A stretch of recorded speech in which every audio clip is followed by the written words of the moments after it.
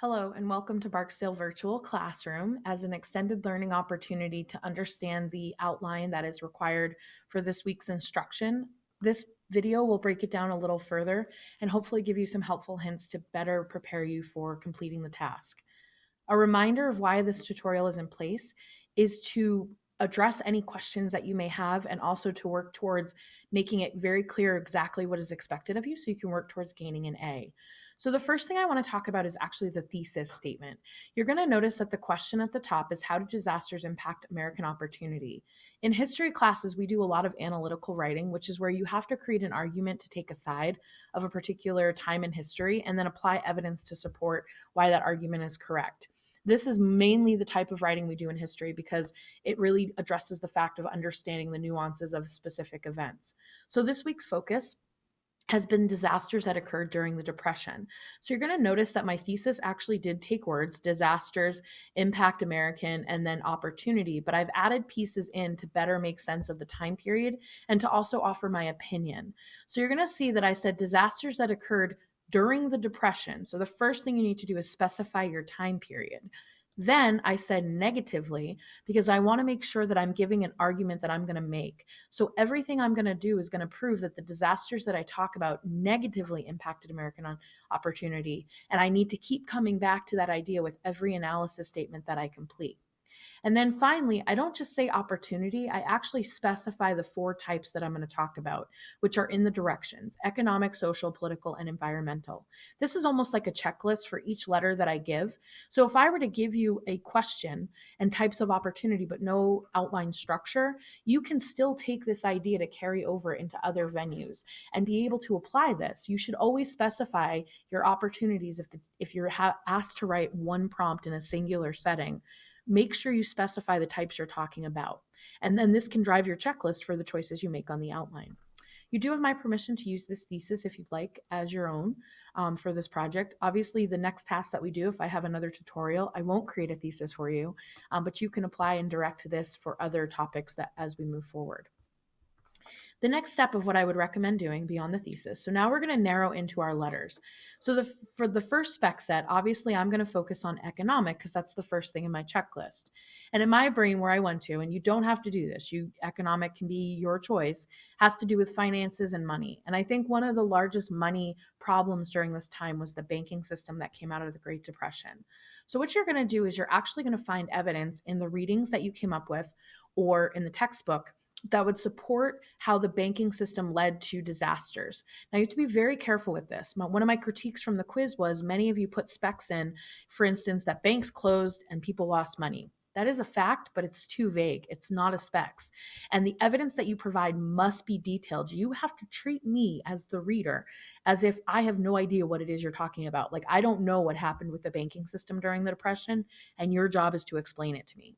Now, the reason we choose our evidence first is because that will help build our A in analysis. It's really hard to lead into something if you don't know what it is.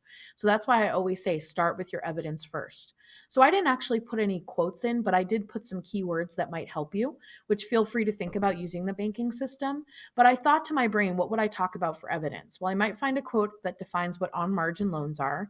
Then I might detail how that led to bank runs, and by giving facts and specific examples, that would prove that idea. So I would define the bank runs and what happened. And then I might find a statistic about how many banks closed, how much money was lost. So I will remind you, your specific examples can be multiple sentences. If they come from different sources, please don't clump them together as one quote. You do need to treat each quote separately. And for every quote that you put in, you have to embed it. Remember, you can't just throw quotes into a writing like it's confetti. You have to say, for example, furthermore, for instance, as stated by. This is a nonfiction writing, so you can actually specify your author as you go to write. Please don't forget your citations. There is a source citation at the end of every reading, and your textbook would be text and then the page number like 634. Okay, so just keep that in mind. So just a reminder, very detailed fact, citations, embed, and make sure you can use as many sentences as you need. I don't want the whole paragraph. You need to choose with purpose, but it should be a detailed, unbiased fact that is detailed enough to make sense of the topic you're going to talk about. Okay. Then from there, I go back to my A statement and I think about what is a good lead in sentence that would tell my reader what it is I'm going to talk about. This is almost like saying, "Hello, Ms. Barksdale. My first set is going to talk to you about this." So I take words from my thesis during the Depression, and then I specify the group that I'm going to talk about: banks. Banking tactics, practices, and decisions impact banking customers in the capitalist system in terrible ways. Now, this is a little sophisticated, and when I'm talking about the capitalist system, I'm talking about the idea of giving of loans, how credit became a problem, how banks closed down. That's what I'm referring to.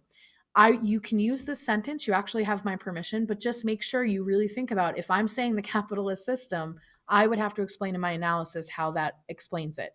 If you don't understand that, I would omit that from your A statement. Okay. But by saying this, excuse me, I'm telling the reader the time period I'm talking about, which narrows from the thesis. And I also am narrowing in on the specific topic, which is the banking system. You're also going to notice I created a synonym for the word negative and I said terrible instead. So it's not repetitive. I don't keep saying negative over and over and over again. That's just a clear way to make the reading a little more interesting. Then I'm going to go down to my analysis statement. The purpose of an analysis is to explain how the specs supports the thesis. Oftentimes, when students do the analysis, they forget that's the purpose of what they're doing. This is explaining to me how on margin loans, bank runs, closing of banks would lead to greater economic opportunities being taken away during this time period. The analysis statement, you've actually already started practicing. In your groups, when you did the simulation, you actually talked about the connection with what you did in the game to what was happening in real life. So the hope is, after you choose your specs in your analysis, you can say through the whatever specs you're talking about, this impacted American economic opportunities in negative ways because, and then refer to what you talked about in your simulation. Because why? If the banks took away the customer's money, think about how you felt during the game, and you can apply that to the analysis statement that you come up with. Now, you're going to notice one of the basic ways to create a strong analysis is to take words from the thesis and add the word because. Now, as you go forward, this impacted American opportunities in a negative way because it's going to become very repetitive if you continually use this over and over and over again. Now, obviously, the word economic would change in the next set to political, social, but I would encourage that you think about trying to come up with some synonyms for impacted, negative, so that it doesn't sound as repetitious as you go into B, C, and D. You want to try to become a more sophisticated writer. The because statement is the most integral piece. Because why? Why does this fact that you mentioned, how is that good evidence that proves the argument correct? That's really what you want to think about for the analysis statement. Okay? All right. As I stated, this is just a breakdown of even further of the outline. I hope it helps you better prepare and better create a piece that will be worthy of a good grade. If you have any questions, don't hesitate to email me. And as I stated, I wish you all the best of luck.